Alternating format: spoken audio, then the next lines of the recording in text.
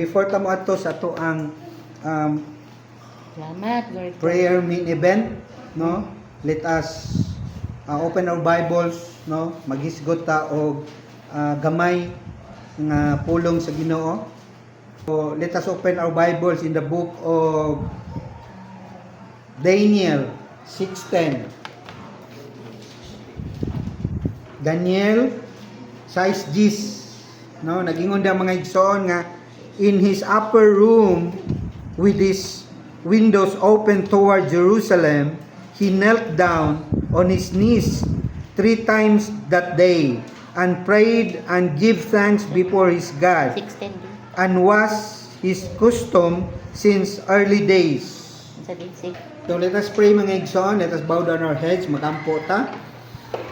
Father God, Almighty God, all glory, all honor belongs to you. Salamat Ginoo nga ikaw niya ka Ginoo sa among taliwala as we worship you, as we sing a song to you tonight. Naa ka Ginoo, naminaw ka, Lord, nasayod ka bisan sa among makasing-kasing ug sa among mga hunahuna, walay matago nimo kon dili ang tanan daya gayod. Ug karon kagabion Ginoo, Lord, tagay kami og more knowledge, more wisdom, Lord, sa imong pulong nga mo'y maghatag ka na mong kabusog sa among kalagog sa among espiritu. Dalaygon ka sa tanan, salamat og kining tanan Ginoo amo kang ulian sa dungog ug sa himaya pinaagi sa imong bugtong anak nga mao si Ginoong Kristo.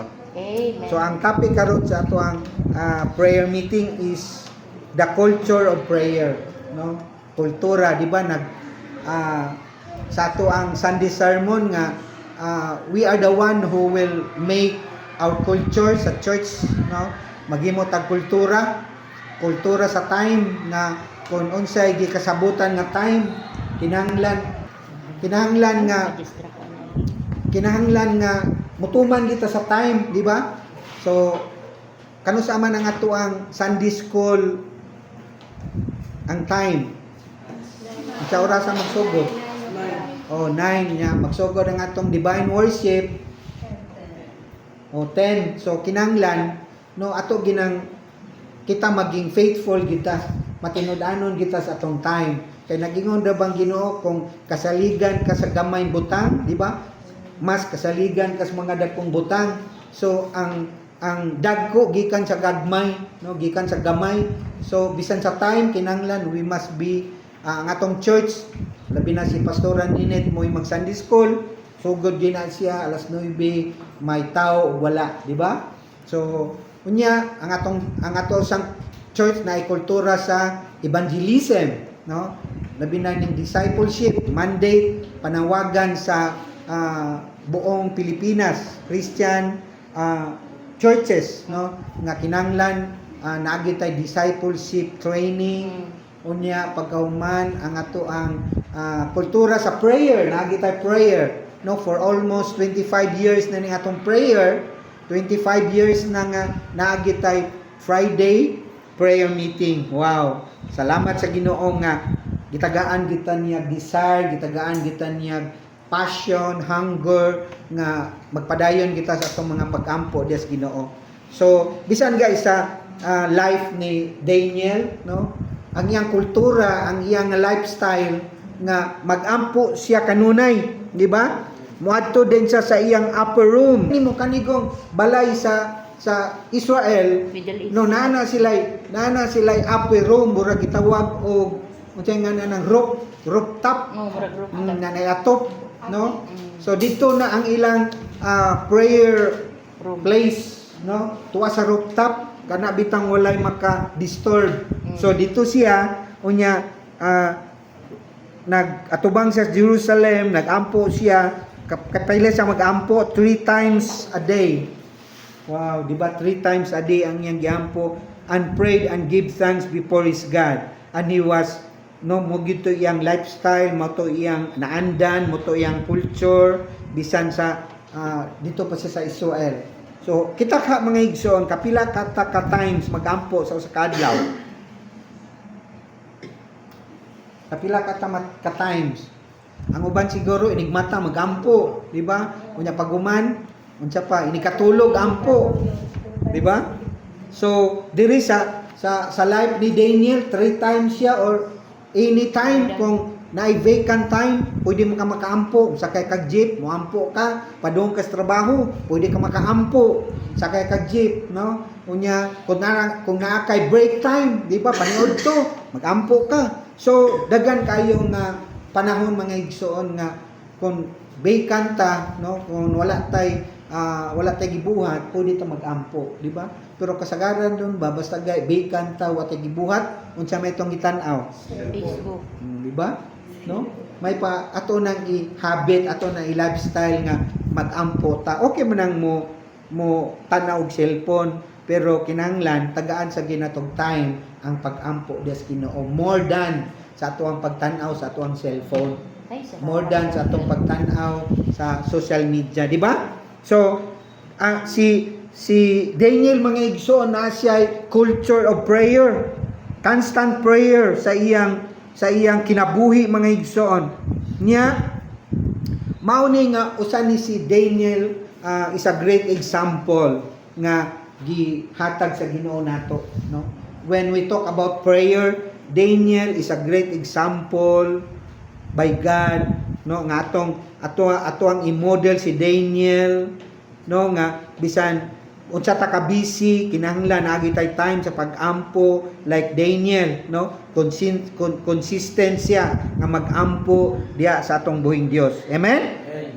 So, iya ni nga kultura sa ang kinabuhi, burag iyang nahabit na ba? O kinsa man diri unsa may mga habits ninyo kanang manutbras, di ba? Kamo mulakaw mo usahay kinahanglan manutbras gid mo, no? O okay ra white toothbrush.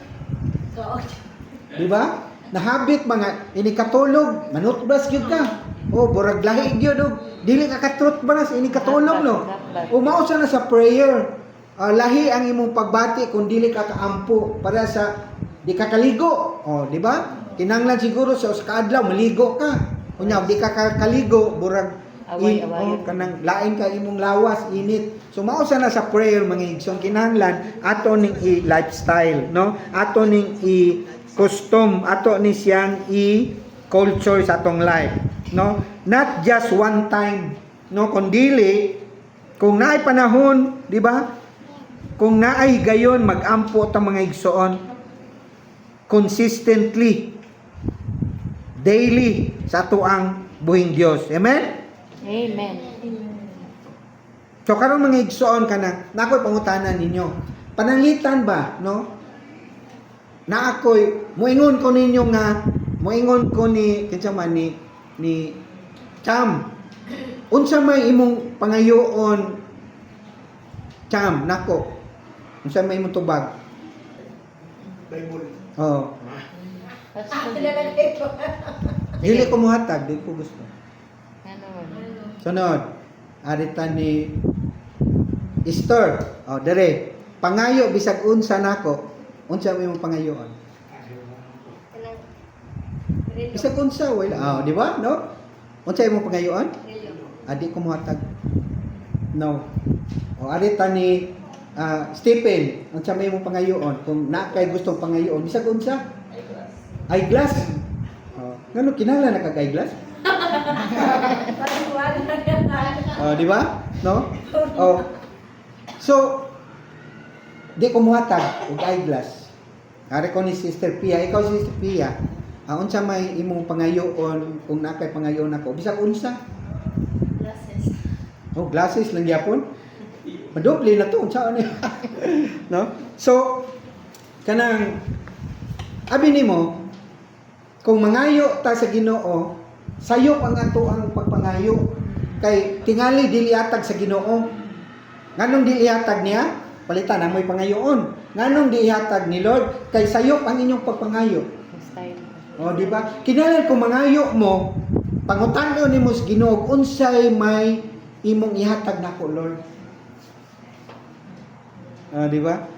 O sige, pangutan na Pia. Unsa may may gusto nimong ihatag nako, Lord. Kay bisag unsa nimo pangayo, kung dili gusto ni Lord na ihatag, di ko nimo madawat. Mangayo kag gas onlat, mangayo kag uyab, No, mangayo ka og partner. Di ba? Mangayo kag money.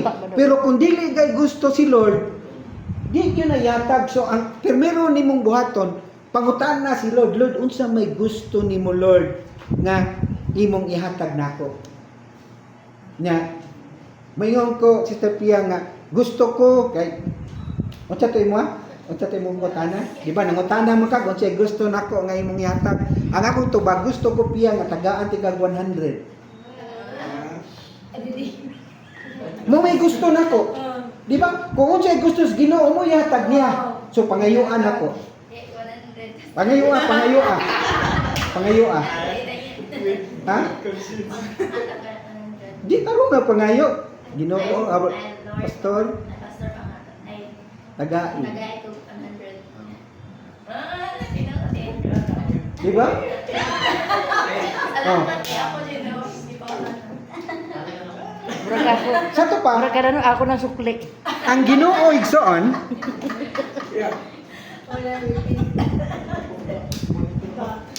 kung mangayo tas Ginoo dili mangayo tagbutang kung dili mangayo ta kung unsay iyang ihatag nato kay surely ato ginang madawat kay bisag unsa na to pangayo bisag unsa imo pangayoon ni Lord pero dili siya gusto di gina nimo madawat.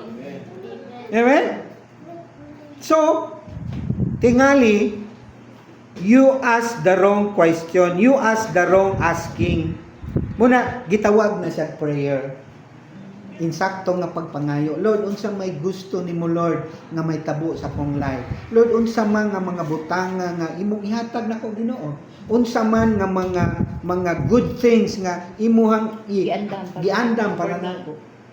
Unya paghuman og imo gay nang masinati, imo nang mahibaluan pangayo as Ginoo. Lord, akong pangayoon Ginoo nga kanang kutsi nga imong ihatag nako.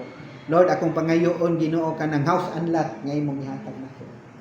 And surely kay gusto man ni Lord, iya ginanihatag nimo iso. Amen. Kay iya man ang gusto. Di man na magampo ka para sa imong kagustuhan, kundi pagampo ka agad nagyud ka sa kabubuton sa Ginoo. Amen. So, mao na siya mga igsoon nga suggestion ba kana bitang in asking to God pangayo sa iyang gusto kay ihatag na niya kanimo igsoon. Learn to know what God wants, no? Mga likes wants ni Lord, mga blessing ni Lord sa imong kinabuhi kay ngano kung imo nang pangayoon ihatag na sa Ginoo mga igsoon. Amen. So mora to karong gabion mga igsoon as we pray, no? Pangayoa sa Ginoo kung unsang mga butanga nga gustong ihatag ni Lord nimo. Kay kung imo na pangayoon yung mga igsoon, dili sa ingon nga kay bawo na ka paguman dili ka pangayoa kay ihatag na sa Ginoo. Amen. So mora to mga igsoon ug karon adita sa ato ang mga prayer request.